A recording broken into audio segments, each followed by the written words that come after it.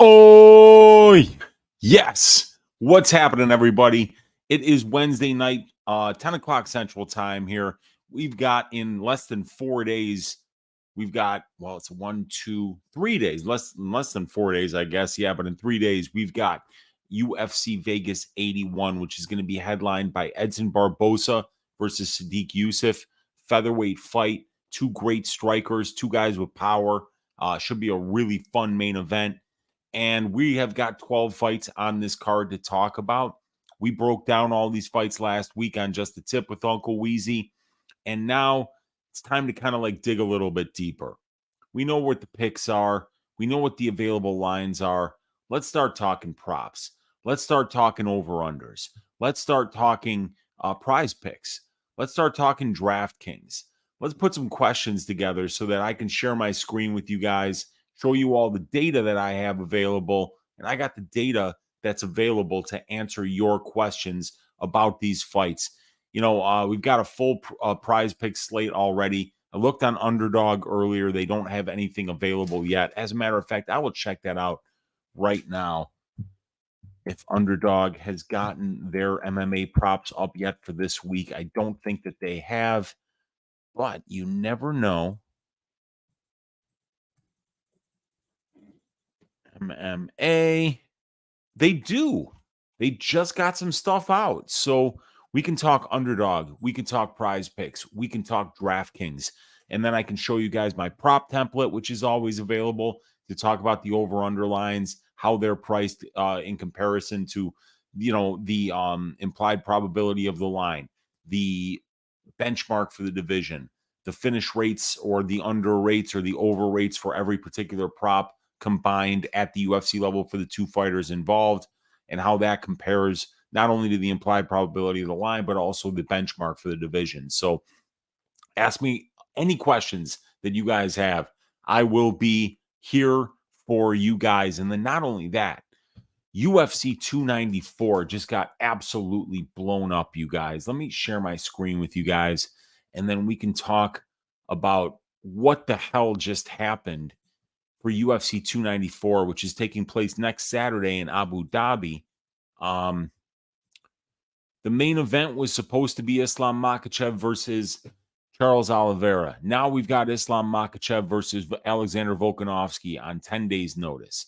The co-main event was supposed to be Hamzat Chimaev versus Paulo Costa. And it was like, wow, both of these guys probably won't show up for this fight, but we know that Paulo won't. And Paulo didn't, of course. He didn't disappoint us. Didn't show up for the fight. And it only, this time at least, he didn't wait till fight week to tell us. But yeah, he's gone. And now stepping in for him, Kamaru Usman supposedly is going to be fighting Hamzat Chimaev at 185 on 10 days' notice.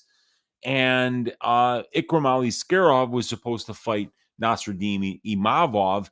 Now, Imavov had to drop out because I believe Imavov withdrew, but they didn't say why. Costa elbow infection is the reason that Paulo's giving for not showing up. And then Oliveira suffered a cut in training. So stepping in for Nasruddin Imavov now is Warley Alves. And yeah, it's going to be a really fun card. I mean, we've got Muhammad Naivov versus Nathaniel Wood. We've got Javid Basharat versus Victor Henry. That's going to be awesome. We've got Trevor Peek is fighting, and every Trevor Peek fight is worth the price of admission. We got the debut of all around good guy Sharabutin Magomedov, and he's going to be fighting against Bruno Silva. We've got Abu Azaitar making his return. The guy fights about once every 3 years, and he's obliged us. 3 years after losing to Mark Barrio, here he is going against Cedriques Dumas. We got Elliott against Makayev. This is a good card, and it was even better. I mean, if we're gonna see Volkanovski Makhachev, right? If we're gonna see that fight, one of the top 5 fights that the UFC could make in any weight class right now, why do we have to ask one of the fighters to take it on 10 days notice? You know, that sucks. And then, yeah, I mean, Usman moving up to 185 to fight Chimaev, I don't know. It doesn't make a lot of sense to me, but evidently that's what's going to happen. So we can talk about this card and what's happened to it. And then we can obviously talk about the card that's happening this week, the Sadiq Yusuff Edson Barboza card. And you can let me know any questions that you have for me. What is going on with you guys in the chat here? I'll bring up some stats, put those on the screen for you guys. This barn burner between Jennifer Maya and Viviane Araujo. We got my guy Mushroom MMA, first one in the room, and I will be with Mushroom tomorrow night live on his channel breaking down this card. He's saying, "What's up, Unc? 3 more sleeps until UFC Vegas 81 and 1 more sleep until I'll be on the Mushroom MMA channel tomorrow night." So make sure you guys check that out. And we've got my guy Nigel Lee, aka Money Bank Locks. He is at Money Bank Locks, but Twitter has suspended his account. No reason given. So been off the grid, screwed him big time, evidently.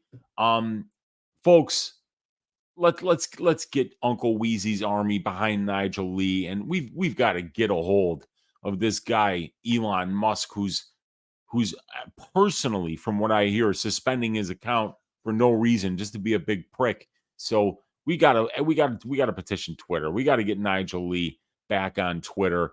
I'm busy right now, so I can't do anything about it. I'm doing the show, but I'm looking for all of you guys to go out there and start talking to Elon Musk. Talk to your people, which will talk to his people, and get Nigel Lee back on Twitter. We need at Moneybank Locks back on Twitter, because if he's getting suspended for no reason, that means it can happen to any of us. So you guys help me out here, huh?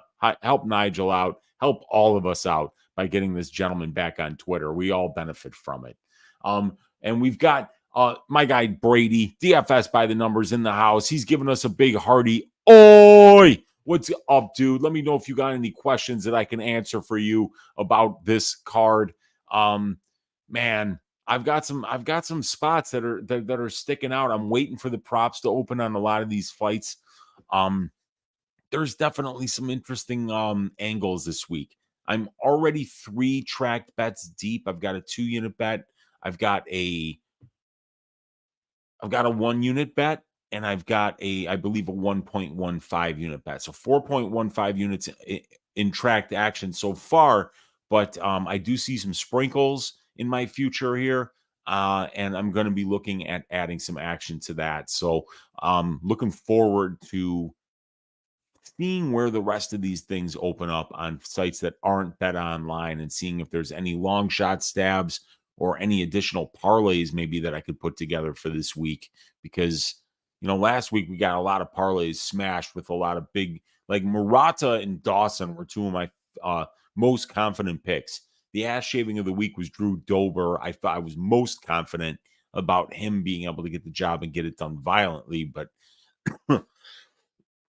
we saw a lot of big favorites go down, and one, was a close decision that probably should have went Murata's way, but the other one was a first round starching. So we'll see if we can find some thick legs to put together to kind of get us down to something maybe around even money here. And we have got let's see what we got here. Yeah, 3,000 followers gone for our guy Nigel Lee. We got to get him back on Twitter, you guys. That is so screwed. We got Mushroom MMA in the room saying, "Oi, yes," and we've got Broke DGen going, "Oi." That is a long one, my man. Broke DGen in the room, and we got the Jewish bettor giving us an "Oi vey," because he is a Jewish bettor, and "Oy vey" is something that sometimes the Hebrew people say, So Mushroom saying, "What's up to the Jewish bettor?" And the Jewish bettor saying, what are your favorite 3 dogs on this card? So, I mean, this is an easy question for me, at least for the first 2, because I have a bet on Bootsy Collins Memorial Dogs Are Barking pick of the week. Darren Elkins, I got it at plus 180 on what was it? Caesars William Hill earlier in the week. It peaked about there, so I decided to get it in there. And now it's available around, let's have a look-see, on fightodds.io, where this is at right now. We can still get Elkins around between plus 150 and plus 160 here. So plus 168 on FanDuel is a nice number for Darren Elkins right now, because that is much better than you can get just about anywhere else. Look, if we look at the stats for this one, Jewish Better, I like Elkins because I do not want to see Elkins out there striking with dudes at this point in his career. You know, he's not a huge featherweight. You know, he's gotten really boxed up at range a lot lately. But what he does really well, he attempts 8.39 takedowns per 15 minutes. He gets 2.74 of them.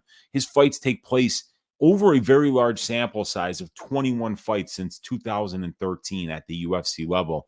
This guy's fights are only taking place at distance striking range 52% of the time. And TJ Brown has 29.4% takedown defense. So for a guy like Elkins, who's a volume wrestler, a grinder, with durability, who will never quit, you know, and who's almost impossible to submit, I think that this fight's going to probably go the full 3 rounds. But TJ Brown's a guy who just makes so many mistakes. He leaves so many openings, especially on the ground. I just got a feeling that Elkins is going to grind on him, that he's going to be able to get the takedowns, because Elkins has got better takedown defense than TJ Brown does, and he's the guy that's been wrestling for his entire life. Like when TJ Brown was in high school playing football, when he was in college playing football, Darren Elkins was winning 4 straight state championships in wrestling in Indiana, racking up 180 or 191-9 record over his 4 years of high school wrestling there. So Elkins has always been a wrestler from day one. TJ Brown took on MMA a little bit later on in life after college football. After he stopped playing college football, he went to MMA. So, you know, even though TJ Brown's done a good job of wrestling in his own right, he's not the better wrestler here, you guys. He's not. Elkins is the better wrestler. Elkins is the better grinder. Elkins is the better submission grappler. Elkins has more heart. Elkins has more experience. And he's fought the much better brand of competition as well. So Darren Elkins at plus 150 to plus 160, beautiful bet for me this week. The other one I like is Andre Petroski. He's plus 180 right now on Bet Online, you guys. Let me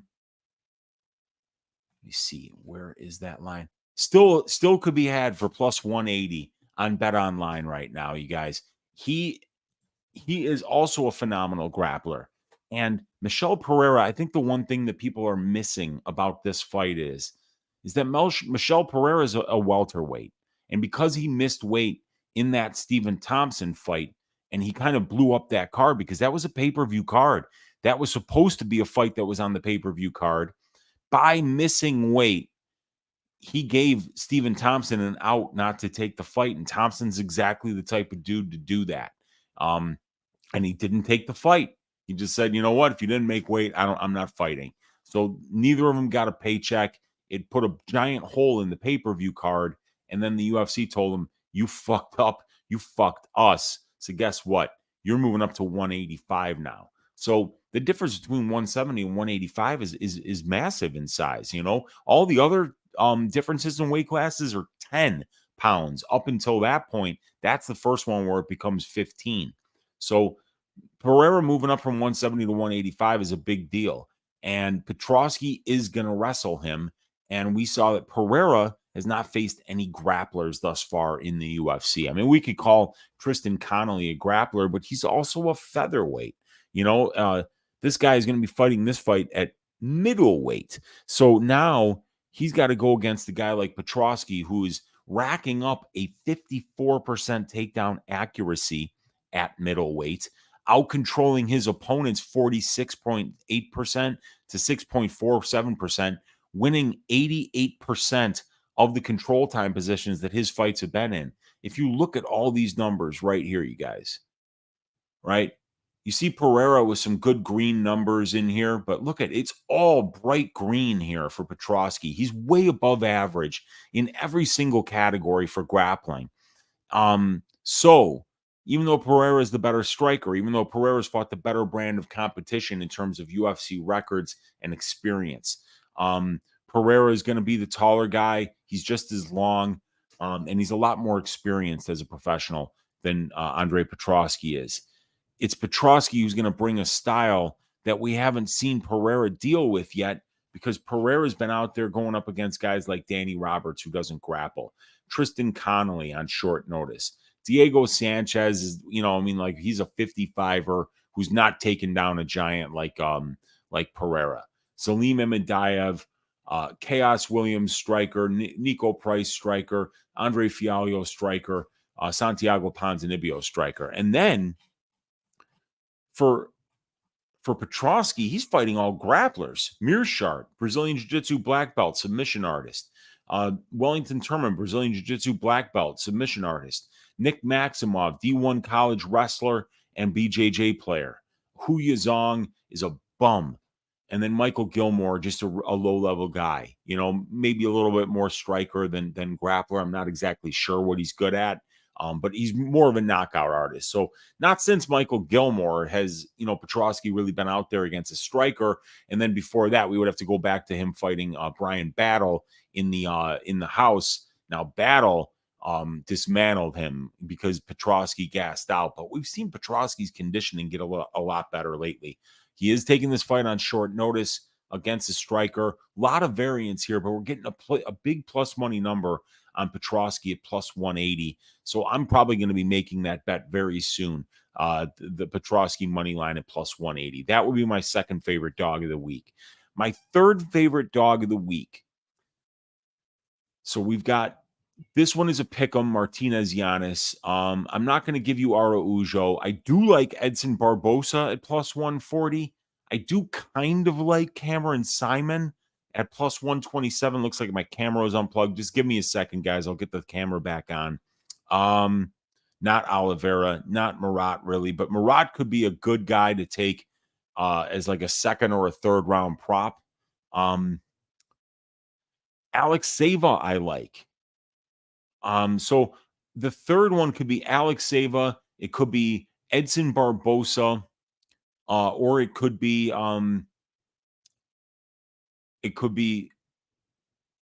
Cameron Simon, who I think is live in this spot. But I'm picking Christian Rodriguez to win. But the money keeps coming in on Rodriguez. The line keeps getting wider and wider, and I think Simon's conditioning is just such an important part of how this fight is going to play out at the end of the day. So I really do like all three of those underdogs as the number 3 one. But I will say Edson Barboza to me seems the most live. I mean, like, he's getting the fight that he wants here. And I think that that's just so important. If we don't have to worry about Edson Barboza really getting grappled, I think that we always see the best version of him. And sometimes it's just not good enough. It wasn't good enough against Justin Gaethje. It wasn't good enough against a couple other strikers that have went out there and knocked him out. But guys like Shane Burgos, that was an amazing performance. Guys like Billy Quarantillo caught him with a knee. And this guy can knock out anybody on any day. Edson Barboza's kicks are nasty. His hands are nasty. Everything that he throws is with really bad intention. He's got a ton of knockouts. He's got a ton of knockdowns. And this is a step up in competition for Sadiq Yusuff, who's been out for how long? Over a 1-year layoff. Sadiq Yusuff's last fight against Don Shameless Shanus came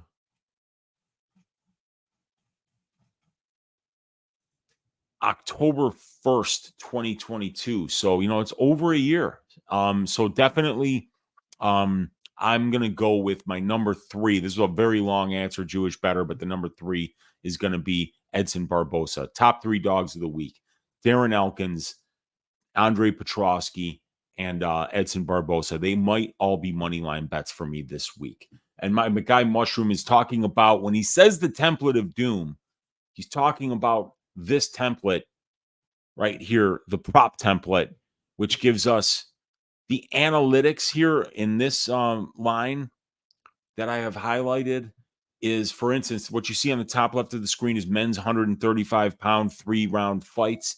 We know fight doesn't go to decision 49% of the time since 2013. That the under 2.5 rounds is 42.72% of the time.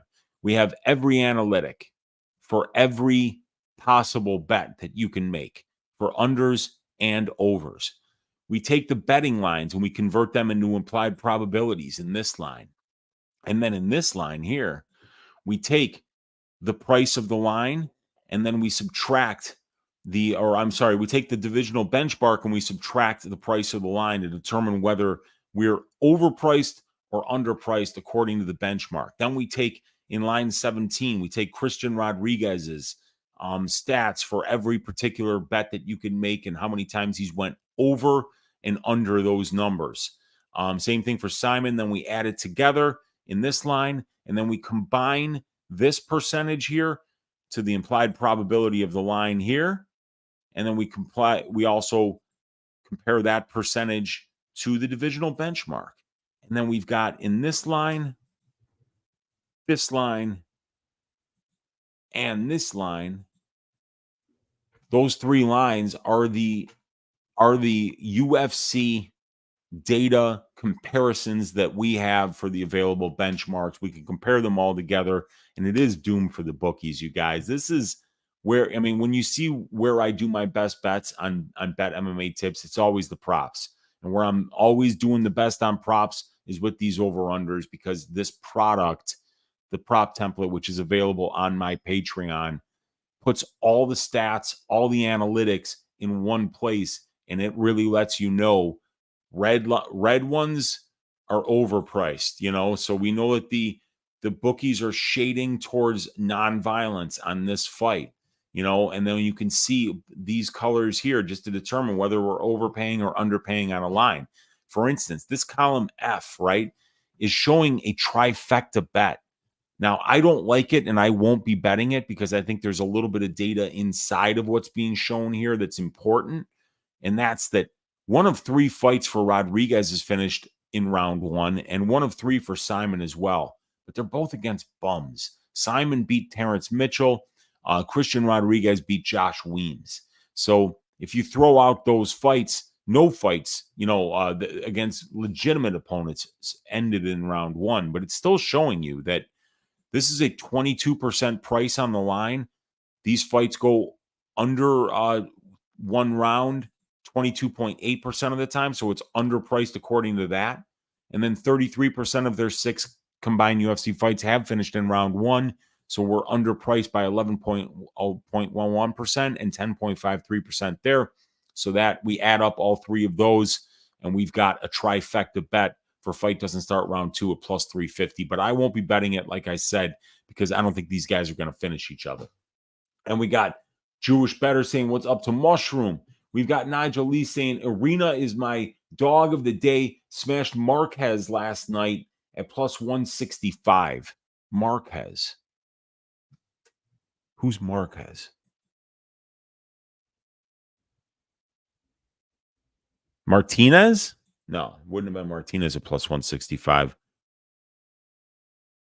Yeah, I don't know who Marquez is, but we'll figure that out later. He likes Irina Alexeyeva. We got my guy MMA Jesus 420 in the room. What's up, Dev? We got Mushroom saying what's up to Dev as well. We got Remdog saying, oi, what's up, Weezy, and all you sharp SOBs in the chat. Let me know if you have any questions, Remdog. And we got MMA Jesus saying, my people, how are we? We are doing good. Let's see. We've got Gutierrez Fight Week. Ass shaving incomings from Gutierrez, says Nigel Lee. Yeah, that line was going crazy. That line got up to minus 450 for Gutierrez. Now I believe it's about minus 300 or so. Where are we here? Gutierrez now minus 300. So definitely some spots there that I've gotten a little bit more narrow now. You know, they had to pay minus 450 yesterday, now minus 300. So the price on Gutierrez coming in. We got MMA Jesus in here. He is blazing and living the dream. And if you're blazing, you're already living the dream. So there we go, my man. Let's go. We got Remdog saying all around good guy. Yes, he is, dude. Our guy Sharaputin Magomedov, really kind of like I don't know if he's the best fighter, but like a humanitarian, like a heartwarming story about a guy who made it against the odds into the UFC. So yeah, definitely all around good guy. Dude, yeah. How about Bobby Green? He got the job done. He left my jaw on the floor. I knew that if the fight stayed standing, that Bobby Green would obviously look minus 500 against against a striker of Grant Dawson's quality. I just didn't think that would happen that fast. You don't see ever Bobby Green starching anybody that quickly, except for Ally Aquinta, who kind of came back for a check after like a 2.5-year layoff, or maybe even longer layoff than that. But either way, wild performance there. Grant Dawson will be back, and I think he'll continue to win fights and beat a lot of really good opponents. But that was shocking to me. And anybody that was on that green bet, I know my guy Finesse the Books, who I did a show with on Fight Day, was on Bobby Green big. I know that my guy Dan, Best Fight Picks, shout out Dan, he was on green, picked him to win the fight overall, and cashed a big bet on him. So yeah, congratulations to everybody that was on Bobby Green this week. Yes, we got to get Mushroom's going to help out right now. He's going to talk to his people who are going to talk to Elon's people, and we're going to get Nigel Lee his account back. We got Broke DGen saying, maybe this will motivate me to go through the password loop Twitter sent me through again. It never asked to reset it, and now I can't get in. Oh, no kidding. Yeah, that's it's a pain in the ass when social media passwords don't work. That is for sure. Silky B saying Bobby was a fun bet to hit. I wish I had KO under 1 minute. Got too fucked up and gave a big chunk away though. That's too bad, man. Because sometimes when you hit bets like that, you start betting everything else, and you throw a bunch of shit at the wall, and not a lot of it sticks. So, yeah, sometimes that's just bad when you hit bets that you didn't think you were going to hit, and then now you got all this extra money and you think you're invincible. I like the under for his Lisboa and Irina. I do too, MMA Jesus. It was at plus 140 earlier in the week on Bet Online, and now it's moved to plus 120, which is truly unfortunate. I sat staring at it. I knew I should have played it. Now it's only plus 120, but I think you could still get plus 110 for fight doesn't go. No, now that's down to plus 100 as well. People are onto it. They're definitely onto the violence in this fight, and the way that Irina Alexeva fights, I think that we are going to see this fight finishing inside the distance. So, yeah, I do like that, Dev. I just wish I had gotten on it because I liked it earlier, and the prices were so much better. And if I didn't jump on it at plus 140, I don't think I will at plus 120, but I think it hits. And what's Alexeva and Dixon inside the distance? Alexeva plus 350 and Melissa Dixon plus 200. Alexeva by submission plus 475 and by KO or TKO 800. And then Dixon by points plus 195, Melissa Dixon by KO plus 300, and then by submission plus 750. Yeah, it's going to be an interesting fight for sure. Melissa is a BJJ brown belt. I don't know what Irina is, but she's got a tricky submission game of her own. I heard Elkins had a nasty knee injury about 10 months ago. Yeah, he heard it in the Jonathan Pierce fight. So we've seen a long layoff already for Elkins because of those injuries that he had to rehab from the Pierce fight. Which I believe is why this line is wide, because TJ Brown is 6 years younger than Darren Elkins. And because TJ Brown has been a little more active. But yeah, Elkins was injured about 10 months ago, in that Pierce fight. Tore his meniscus, broke his fibula, and I think he also tore his MCL. So he's recovered from those injuries, and he's back. And I think he's going to wrestle the shit out of TJ Brown. And I think TJ Brown's going to eventually give up his back and get choked out here. Bone break 2, yes. And TJ is cleaned up from boozing. Yeah, so he said he's sober now. Maybe he'll make more sober decisions in the barber's chair. But I think really the damage has been done for TJ Brown. I mean, we've heard this shit before, right? From Luis Smoka, oh, I don't drink anymore. I'm ready to go. And then he loses like 5 of his last 6 fights. TJ Brown has been boozing, evidently, and had an alcoholism problem. Cleaning that up at 33. It's kind of a red flag that he's even talking about that. I mean, I don't like hearing dudes make excuses. And that's kind of like, oh, now you can trust me. I've been cleaned up since my last fight against Algio. Brown's good, man. He's younger, he's longer, he's the much better kickboxer.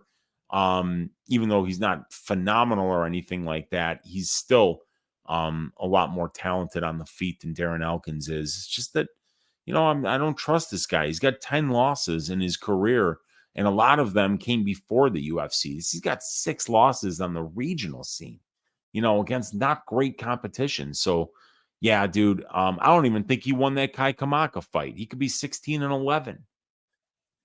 So Elkins is 27-11, but he's doing it fighting some of the best fighters. I mean, Darren Elkins been in there with Volkanovski.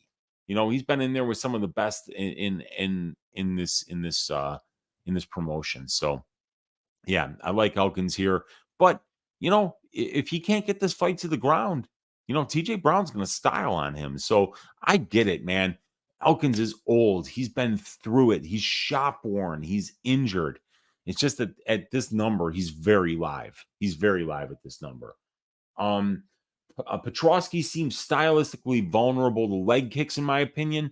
Do the numbers show Pereira capable of capitalizing on it?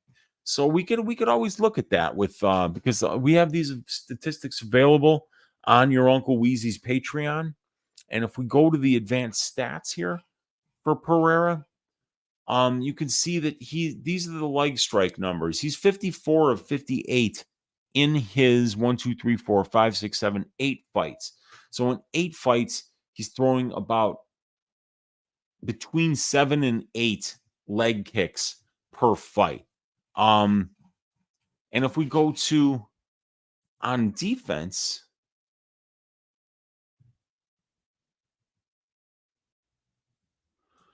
you do see that these guys they're throwing about as many leg kicks against Petrosky. 13 of 14 in the Michael Gilmore fight, 2 of 2 in the Hu Yuzong fight, 0 of 1 in the Maximov fight. Turman was 7 of 9, and Mearshart was 5 of 5. But this is the first time he's fighting like a real striker. So yeah, I mean, absolutely, I think he could take advantage of landing leg kicks. But the problem is that Pereira doesn't really pressure. He kind of explodes into range, and the way he explodes in and out, I believe, is really gonna leave him open to be, reactive double-legged, get kicks caught. That's the problem. When you're fighting a grappler, you're throwing a bunch of leg kicks, you're leaving openings for that grappler to not only take you down, but to catch those kicks, and then step in. You can get a high single, a high crotch. You can do inside trips when you catch a leg. There's a lot of different ways you can treetop people. A lot of different ways to get people down. So Pereira's going to have to be very, very careful about the kicks that he throws here. So, yeah, I don't know how much he'll be able to take advantage of it because we haven't seen Pereira really kind of go out there and go with the heavy leg kicking plan. He landed 16 of 17 and 14 of 14 in his last 2 fights. So he's definitely been throwing them a lot more than he did in his first 1, 2, 3, 4, 5, 6 fights. So he probably will go to it, but it's still like 5 per round. You're gonna have to land them pretty heavily. And against guys like Fialho and Ponzinibbio, who aren't going to take you down, it's a little bit easier to worry about to throw those leg kicks and those body kicks. We got I don't like Andre. He flew in from Thailand short notice. Yeah, I don't like that either. I thought GM3 was robbed. Yeah, that was a close fight, But I mean, completely different stylistic matchup here, man. I mean, Petrosky's gonna be wrestling this dude, but you're absolutely right. Short notice does not help him. Having to fly from Thailand to Vegas does not help him. My girlfriend just got back from Thailand a month ago. She had to fly from Thailand to Doha, Qatar, which was a 10-hour flight. And then from Doha, Qatar to Chicago, which I think was a 14-hour flight. So it's going to be a similar situation. And just recovering from a travel day like that is absolutely brutal. So yeah, that is going to be something that's definitely going to be working against Petrosky here. But like I said, there's a lot of unknowns and variants in this fight because we don't know how Pereira is going to look when he faces a real grappler at middleweight.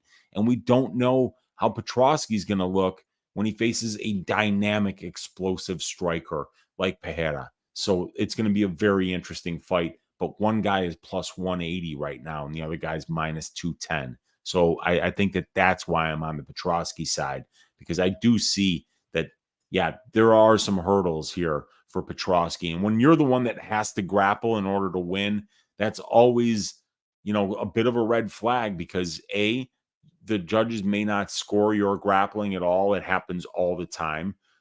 B, it's always on you at the beginning of every round to get the fight to where you need it to be. The striker is already where he needs to be at the beginning of every round. And C, you got the short notice and the flight to worry about. We got Yo Papa Chuck in the room saying, yo, Unc and chat, what is up, Chuck? Let me know if you have any questions for us. We got my guy M Tess in the room saying, great spreadsheet. Appreciate you, M Tess. You know I am the spreadsheet king of MMA Twitter. This prop template, and then this other thing that I'm working on, give you a little bit of a sneak peek. I've been talking about it for months, I know, and it's not ready. It's not even close to ready. It's got to be right. It's got to come out as good as this prop template did, and it's just not there yet. But this is the prize picks template that I'm working on.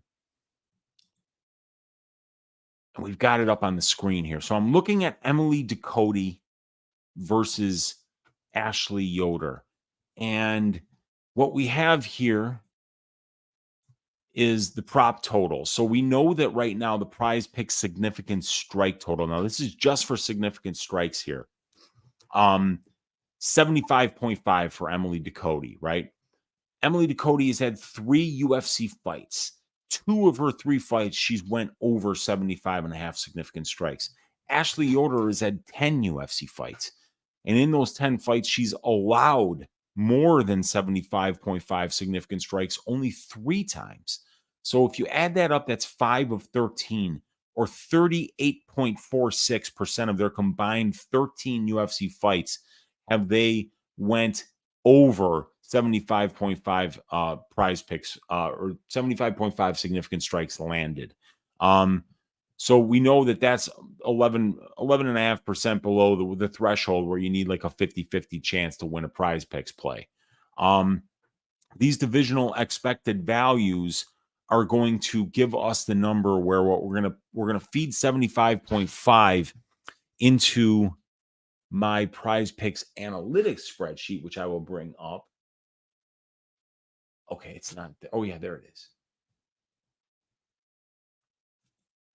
So the prize picks analytics spreadsheet I'll bring up here, and I'll bring up the 115-pound weight class. And I can go over here to significant strikes, and I could do 75.5. And then we're going to see these numbers here. The winning fighter goes over 75.5 significant strikes in the history of the women's strawweight division 29% of the time. Losing fighter gets more than 75.5 14.7% of the time out of 508 fighters that have fought in this weight class. Only 22% of them have went over that number. So we know that we're kind of up against a pretty big number here in 75.5. So what we're going to do is we're going to take that winning percentage, which is like 28, and then multiply it by Emily Ducote's win percentage implied from the line. Let's say that she's minus 300. That means she's 75%. So we'll take 75% times that 28%. And then we're going to take the other 25%, which is the chance that Ducote loses, 1 minus 75%, and multiply that by how many losers get more than 75.5 significant strikes. We'll add those numbers together, and it's going to give us a percent chance that any fighter in the history of this division, with their win probability implied into that, gets over that number. So that will also be available. Then we have this area right over here, and this is fighter averages and divisional benchmarks. So we're going to look at significant strikes landed per minute, distance strikes landed per minute at distance, what percentage these fighters spend at distance, clinch and ground strikes landed per minute spent in control time positions, and then what percentage these guys spent in control time positions. We're going to take Emily Ducote's offensive numbers. We're going to take Ashley Yoder's defensive numbers. We're going to weight the average. So that means it's going to skew more towards Yoder because we have more cage time for Yoder. We've got 10 fights for Yoder, only 3 fights for Ducote. And you can see here that even though Ducote lands 6.64 significant strikes per minute, Yoder only allows 3.76. So the weighted average, what we can expect between these two, is 4.43. And then we can look at the divisional benchmark here. It's 4.07. We could take 4.43 minus 4.07, determine whether the significant strikes landed per minute in this Ducote Yoder matchup is above or below the divisional benchmark. And then we can do that for distance strikes landed, for clinch and ground strikes landed. Then we can have weighted expected values based on what percentage of this fight takes place at distance.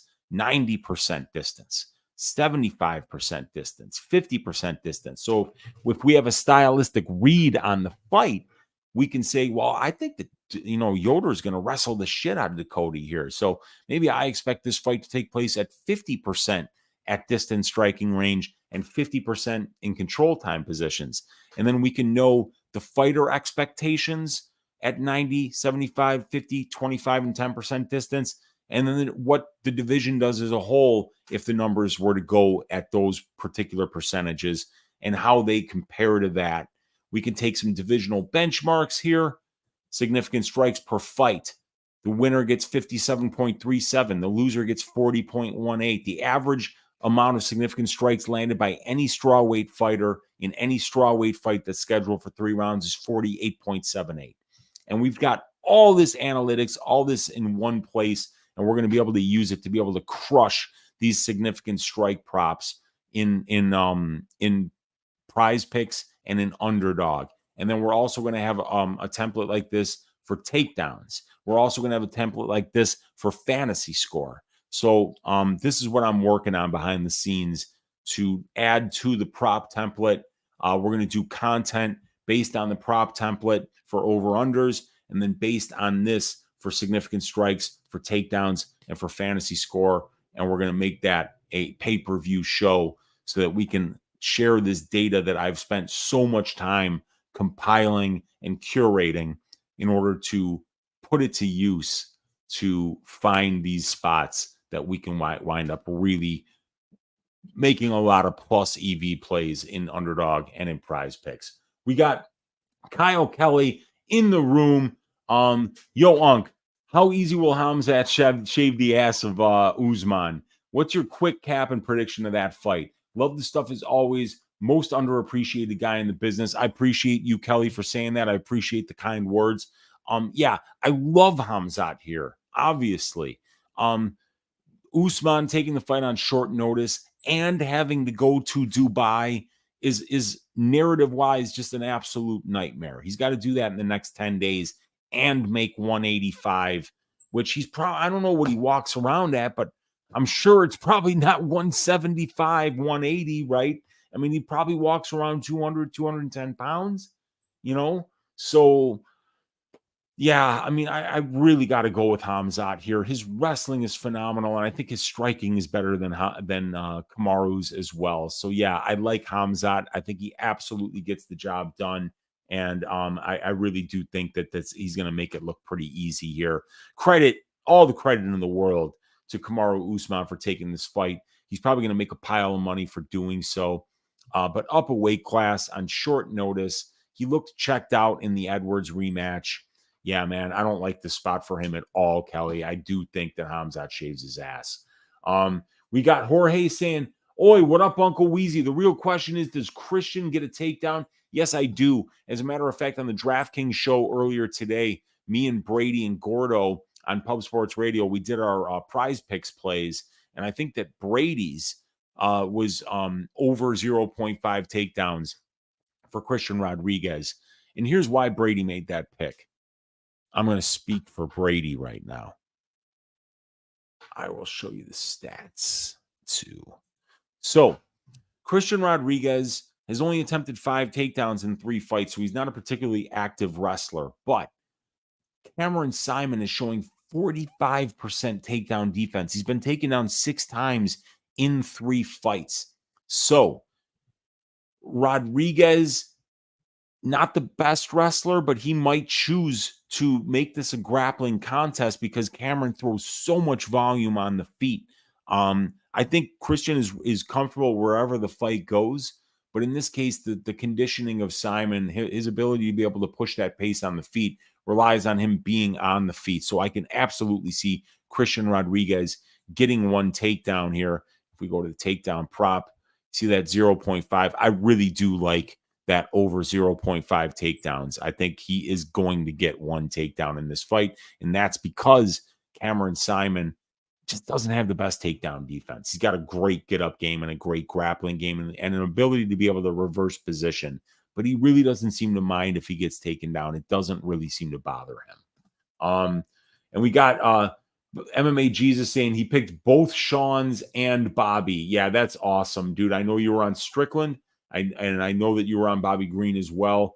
And then what was the other Sean that came through? Oh, Sean O'Malley. Sean O'Malley as the underdog versus Aljamain Sterling. So yeah, dude, these underdogs in main event fights are great bets, dude. I think if you just bet 1 unit on the underdog in every main event throughout the course of a year, you'd probably have a very plus EV year. I would imagine that would be a very solid betting strategy. Yeah, and Mushroom's going to help out Nigel Lee on Twitter, so that is going to be huge for him. We got Kyle saying, "What's your best fluke prop or parlay that hit that shouldn't have come through?" Mine is I had a full card parlay for UFC 278 and had Edwards to end off the night and won huge. Oh my God. Wow. So I barely parlay anything, to be honest with you, and I don't really feel like I've ever really gotten lucky on a parlay. One of my biggest take a shower moments was having a big 4.5 unit bet on the Martin Budai money line versus Lucas Bresky. That one was a bet that I should not have made. Budai fought a really dumb fight and he got bailed out by the judges. So that was a week where I think I won money, but I definitely should not have won money. I should have lost 4.5 units instead of winning 2. It was a 6.5 unit swing, and it was actually getting gifted a judge's decision. Got to be honest with you guys, I don't get lucky a lot. I just don't. I got to grind it out to get the bets that were supposed to hit. But and because I don't usually, I do the greasy 4-leg parlay every week, and I can't think of one of those that hit where I was like, whoa, we completely got away with a judge's decision there, or that was horrible, or that over should have been an under 7 different times, but the referee didn't stop it. I've been on the wrong end of a lot of bad luck. Like I had a 1 unit bet on Jared Gordon to win by decision at plus 500 versus Patty Pimblett. I had the under 2.5 rounds in the Benoit Saint Denis versus Elizeu Zaleski dos Santos fight. I got served on a parlay in Kamaru Usman when he lost via that head kick. I remember losing on a greasy 4-leg parlay. All I needed was Cyril Gane versus Tai Tuivasa to go to round 4, and Gane got the knockout with less than 30 seconds left in round 3. I'm on the wrong end of shit 10 times more than I'm on the right end of shit when things go lucky. So I can't even name one for you, Kyle. That's how bad it is. And we got Mushroom, of course, helping out Nigel Lee. Remdog saying, my book has Arena by KO at plus 1,100. Sprinkle. I think she's more likely to TKO than sub a BJJ specialist like Dixon. Yeah, that's not a bad look. I mean, plus 1,100, you could put 1/10 of a unit on it, win to 1.1 if it cashes, and if it doesn't cash, you don't lose any sleep over it. So there's nothing wrong with that. And I think that this fight does finish inside the distance. And, you know, if you watch the way Arena strikes, she's got no defense, but she is at the same time all offense. So why not go for it? Yeah, that is definitely something that I think is worth a small little shot at. Why not take a little bit of couch cushion money and put it on that? A kid kick in the room saying loved Thailand. My girlfriend did too. She's like, we got to go. Flew the same route a few years ago. There you go. Yeah, it's beautiful place, beautiful country. You don't want to be flying back from there to Vegas, you know, and then really need to perform as a high level athlete shortly thereafter, a flight like that. I just got Crete to Paris. That was a 3.5-hour flight. I had a 5.5-hour layover in the Charles de Gaulle airport in Paris. Then I had a 9-hour flight from Paris to Chicago. That day took so much out of me. I remember getting off the L in Chicago at Belmont and walking back home from the Blue Line, which was about a mile. I got in the door. I like peeled off my pants, my socks, and my shoes all in one motion, and I left them in a pile on the floor, and then I just went to bed. You know, and then it took me a couple days to kind of like get back into normal sleep patterns and shit. So yeah, it's rough when you're going halfway across the globe. Long flights are no fun, especially when you're a big man like me or like Andre Petrosky. So yeah, it's not a lot of fun. And we got Fight Talk Only in the room saying, what's up, T.O. Weezy? Good to see you hanging out in here, brother. I appreciate you for being here. We got TM saying, I got the Darren Elkins and Jennifer Maya parlay at plus 308. I wish you luck. I think Maya does get the win here by decision. And I do think that Darren Elkins gets the win as well. He's the Bootsy Collins Dogs Are Barking pick of the week. Could be a trap. Elkins could be completely done and completely washed, but you never know. Yes, and Jewish Better saying Ashley Yoder also sucks and could get KO'd, which means that would be almost a definite under for Emily Ducote's significant strikes. So, yeah, I think that the under for significant strikes for Ducote is not the worst play. There's a lot of other plays that I do like though. Christian Rodriguez over 0.5 takedowns. If I just even touch the wire that my camera is hooked up to, it can easily shut down my camera. So I apologize for that again, you guys. But yeah, we could do Christian Rodriguez over 0.5 takedowns.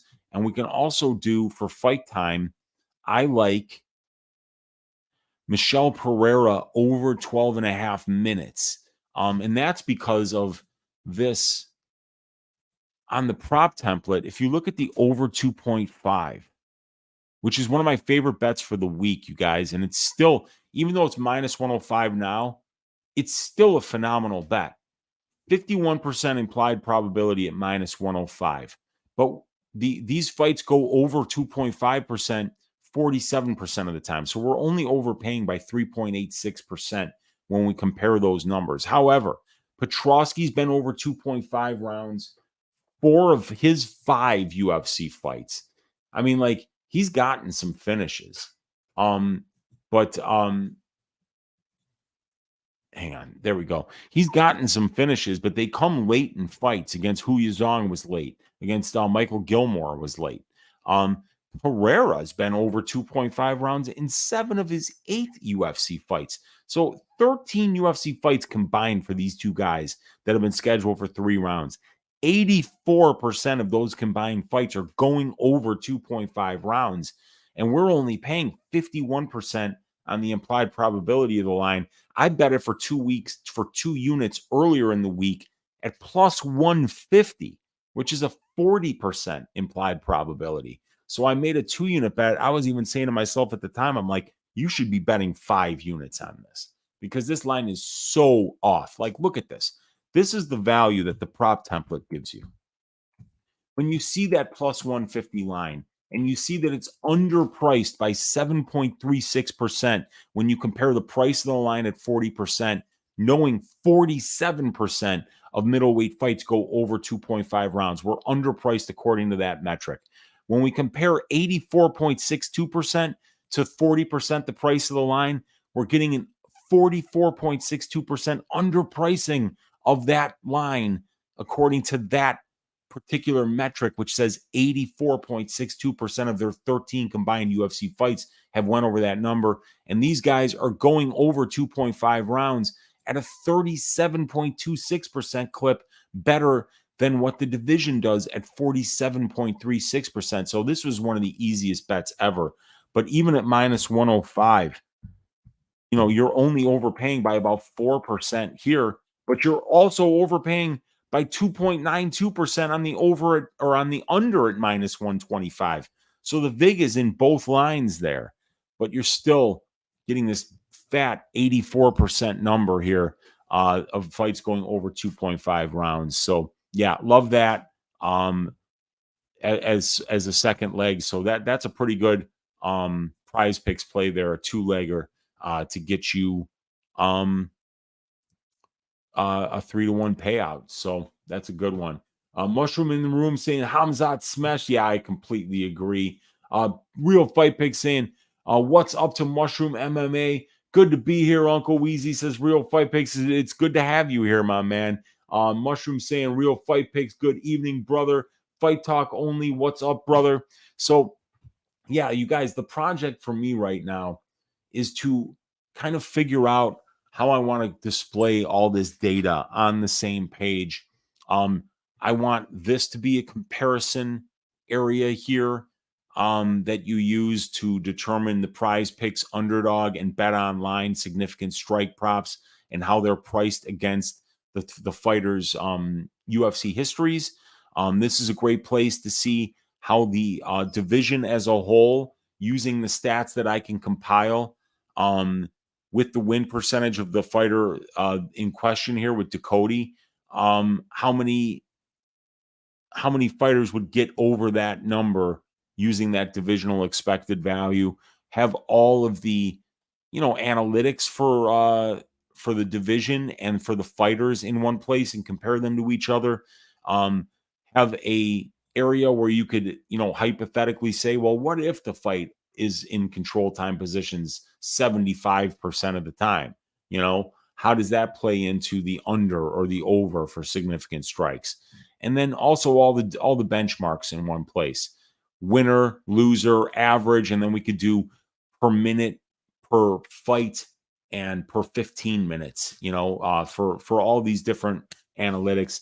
That's something that I'm really working on in order to make this make the most of the analytics that I have available to me in order to really price these significant strike props properly so that we can make really good plus EV bets on a place like Prize Picks, Underdog, or even on Bet Online that offers significant strike props and has money lines attached to them. So yeah, this is going to be something that I'm going to be working on for the next couple of days, trying to find ways to get it all in one place and looking good. So yeah, that's something I'm really working on right now. We've got Fight Talk only saying, what's up, Mushroom? We got Jorge saying, what do you think about Maya's fantasy score? So let's have a look, see.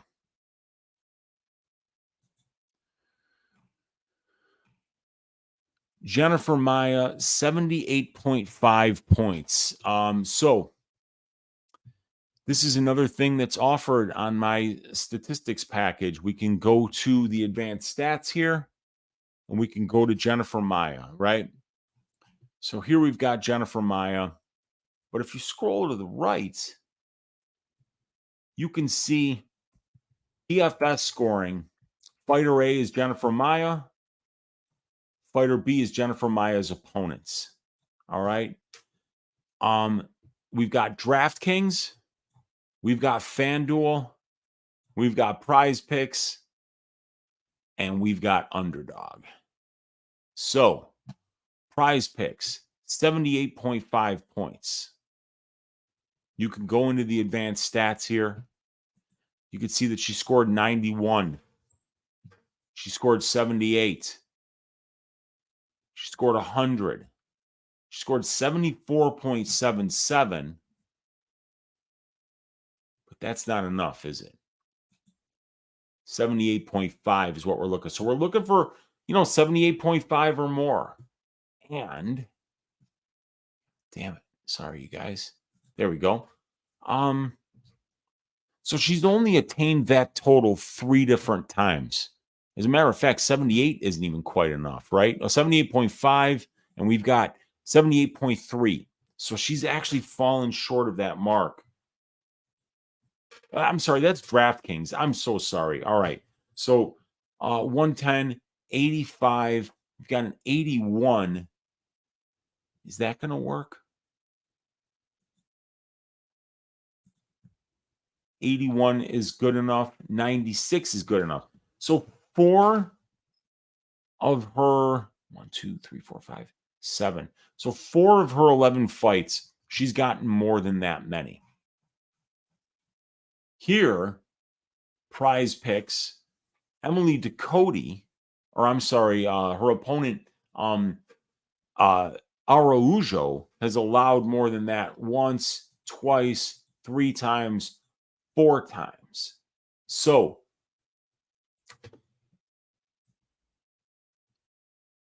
all of those are losses.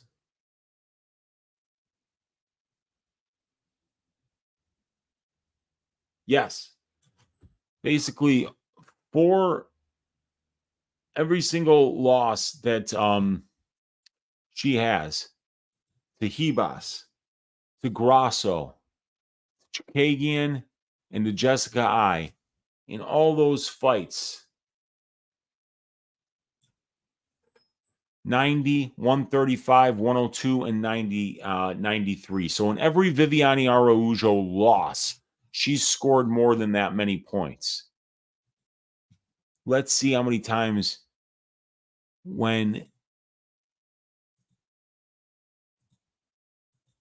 So 6 wins for Jennifer Maia, and 110, 85, 81, 117, 96, and 59. So she's definitely done that several times.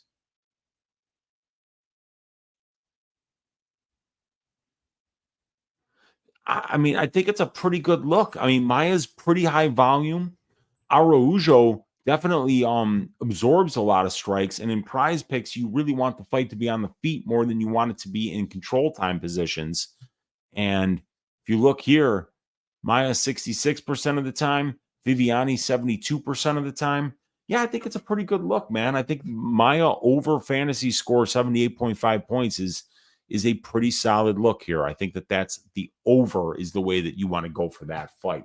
My guy Lou Betcha in the room saying, "Oi, what up, Weezy? What's up, Lou? Good to see you hanging out in here." We got Mushroom saying, "What's up to Lou?" Real Fight Pick saying, "I think the UFC is trying to get Darren Elkins a good farewell. The fact that he tore his meniscus and MCL in his last fight is concerning." Yeah, dude, I don't know if you watch Stat Diggers, but the link to Stat Diggers is in the description of this video as well.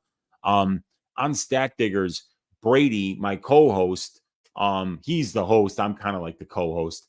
He called up his wife, who is a medical professional. She's a nurse. And he called her up and he said, "Look, if you tear your meniscus, if you tear your MCL, and if you break your fibula, is that bad?" And his wife said, "Yes, that's bad." So it's bad. It's definitely concerning. So Yeah, and it's only 10 months later. So, yeah, I bet on Elkins, a 39-year-old man who's taken a ton of damage, who's coming off some injuries. But like I said, I think TJ Brown's going to leave some openings for him. Weezy, how many more fights will Lacerda get in the UFC if he loses Saturday? 5-1 isn't great, and yet I feel like we have a few left. Yeah, I mean, like, that's gonna be one of those ones where I kind of feel like the UFC, if they weren't receiving any heat from their fans, they would let this guy go 10-1 because he's gonna put on exciting fights, and he shows like areas where he's dangerous in every single fight. He's landing a big shot, a big kick, something, So I would like to see it go past 5-1 if he loses. And I hope it does because it's really at the end of the day, it is about putting on exciting fights. And it's sometimes it's fun to just feed some young flyweight to a guy like Lacerda who's gonna, find out if the guy can weather a storm because that's a big part of winning fights up at this level. Um, yeah, dude, I should. But I don't have an affiliate link for Prize Picks and DraftKings because even though I have all this information, they have no interest in sponsoring me. For some reason, I don't know why. They've never come to me. So I would love to have an affiliate link where you could say, "Hey, put Uncle Weezy for this deposit match."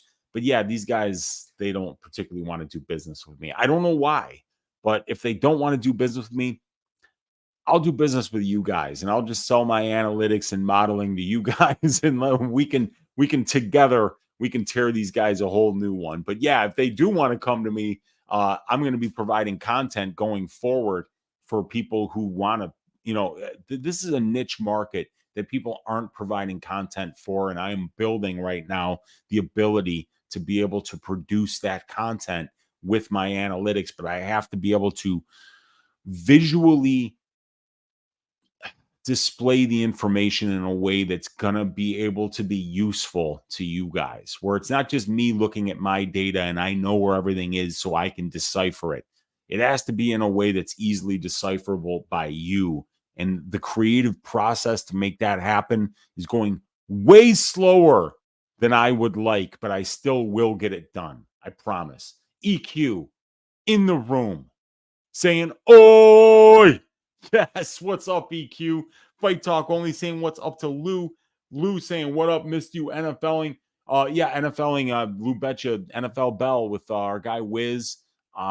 Those guys are making people money betting on the NFL. I wish I was betting on the NFL. Well, I don't wish. I mean, if I wanted to, I could, but um, this is taking up so much of my time, MMA, and then the stuff behind the scenes to try to build these new products to kind of get at these niche markets while they're still fresh and new and while we have an advantage over them. Lou Bet, you saying what's up, Mushroom? Yes, that's right. Round three. Yeah, I'm betting Elkins round three. I'm betting Elkins round three sub. I'm betting Elkins round two sub.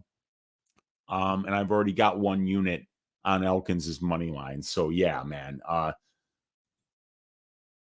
Oh, wow. So Weezy, am I the only one that thinks Darren Elkins looks like Crispin Glover doing a Diego Lopez cosplay? Crispin Glover, perhaps most famous for playing Andy Warhol in the Doors movie. And also maybe most famous for literally like melting down on the David Letterman show many years ago. Fun guy, unique actor, and Darren Elkins looks like Crispin Glover doing a Diego Lopez cosplay because Lopez has got that weird ass haircut that really I don't like that haircut on him at all. But he's got really good Brazilian jiu-jitsu, so I wouldn't tell him that to his face. Yeah, no, you before you wrote that and 35 live watchers saw it, I think that you're the only one who was thinking that. Now I think we're all thinking that. And that would, if it was true, be the best acting performance of Crispin Glover's career. Could you imagine if that was really Crispin Glover? He's doing a Diego Lopez cosplay, but he did it back in 2010 when nobody knew who Lopez was and he started fighting in the UFC and just took it this far. It would be amazing, Rem Dog. And we got Fight Talk Only saying I couldn't show face after saying Washington was going to fuck the Bears raw, Lou. Yeah, dude, I'm a Bears fan. They were 0-4 going into that game, and then they finally clicked and got their first win of the year. They're now 1-4. Your Chicago Bears, ladies and gentlemen. Bear down, Chicago Bears. Let every play lead the way to victory. Bear down, Chicago Bears. Something. You will never forget the way you thrilled the nation with your T formation. Bear down, Chicago Bears. Let them know that you're wearing the crown. You're the pride and joy of Illinois. Chicago Bears. Bear down. They did not fuck the Bears raw, but the other 4 teams that did play them did pretty much screw them raw. And the horrible Denver Broncos came back from down 21 points on the Bears in week 4. So dear God, help us. Let's see. Jester saying it's the refer a friend direct link that you can post in your descriptions. Just a thought. Appreciate. Oh no shits. You can refer. Oh yeah, I could post that in my descriptions. Yeah, that's a good thought. Yeah, I'll do that, Jester. I actually never even thought about that. I was thinking of affiliate links like more popular YouTubers tend to get, more popular ones than me tend to get when they're pointing people over to sites like that.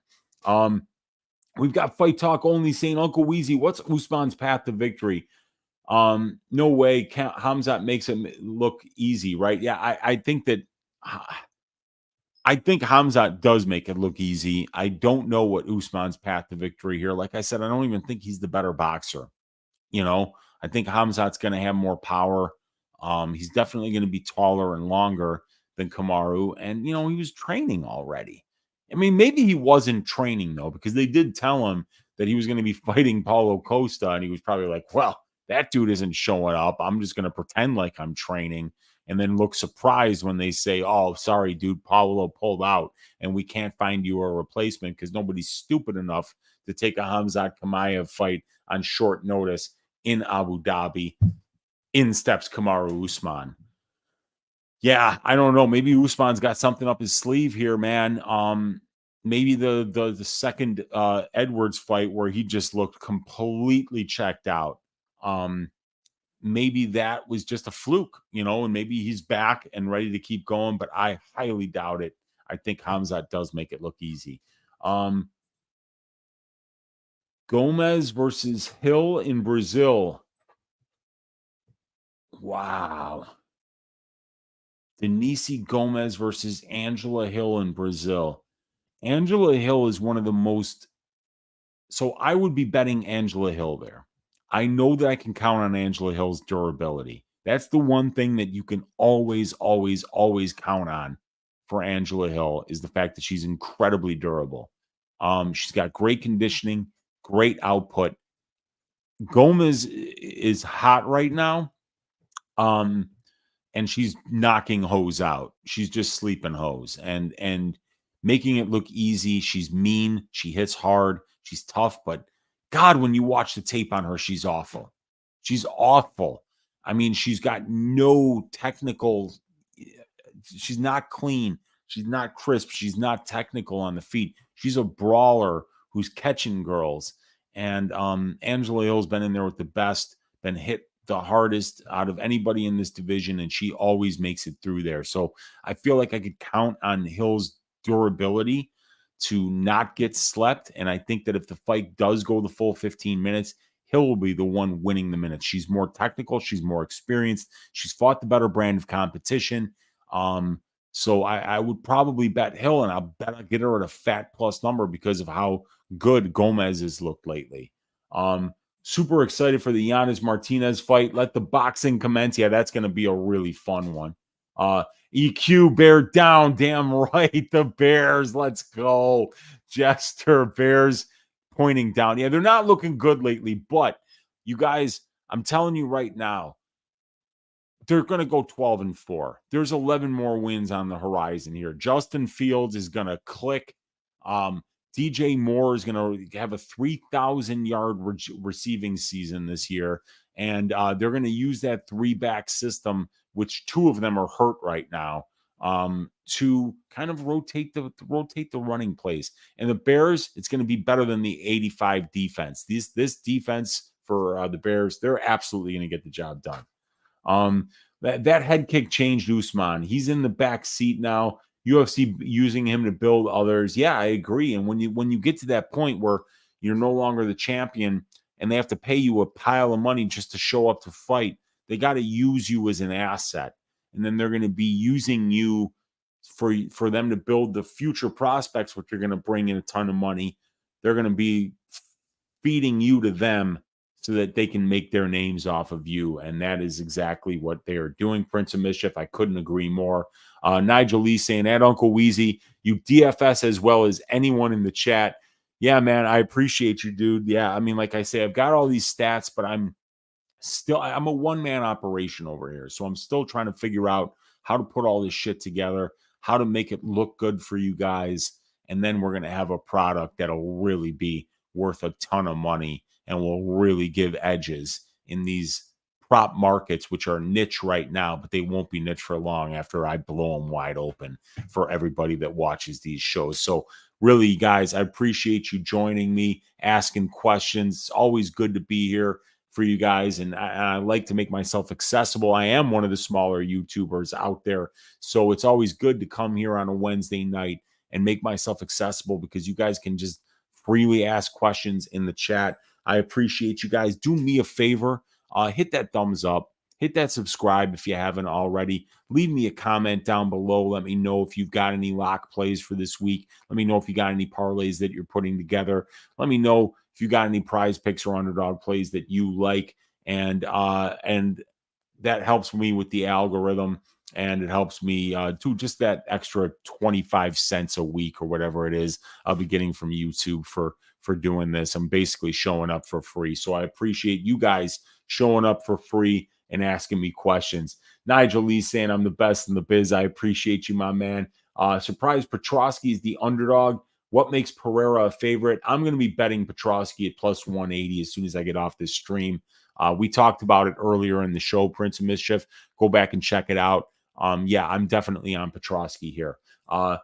Thanks, Weezy, says Prince of Mischief. Thanks, Weezy in chat, says Daz Files. We got Fight Talk Only saying always appreciate you, too. Appreciate you, all of you guys as well. Hit that thumbs up on your way out. Leave me a comment. And then I'll be on Mushroom's show tomorrow night, 10 o'clock Eastern time, I think, or maybe it's 9 o'clock Eastern time, whatever it is. You guys know when it is. Be there. And then we'll do a greasy four-leg parlay on Friday. We just missed on the last one. We're 17 out of our last 20 picks that are on the last 5 parlays. So we're hot, and we plan to stay that way. Let's stack them high, you guys. Let's stack cash tickets like flapjacks for UFC Vegas 81. Let's bathe in the blood of our vanquished DraftKings enemies. Let's bankrupt the underdog and prize picks by sniping their prop lines. Let's make some money this week. Have fun, you guys, watching the fights, and we'll see you on Friday here on my channel for the Greasy Four-Legger, tomorrow night on Mushroom's channel for the full card UFC 81 breakdown. We'll see you guys 10 p.m. Eastern time tomorrow night on Mushroom's channel. Good night, everybody. Talk to you guys tomorrow.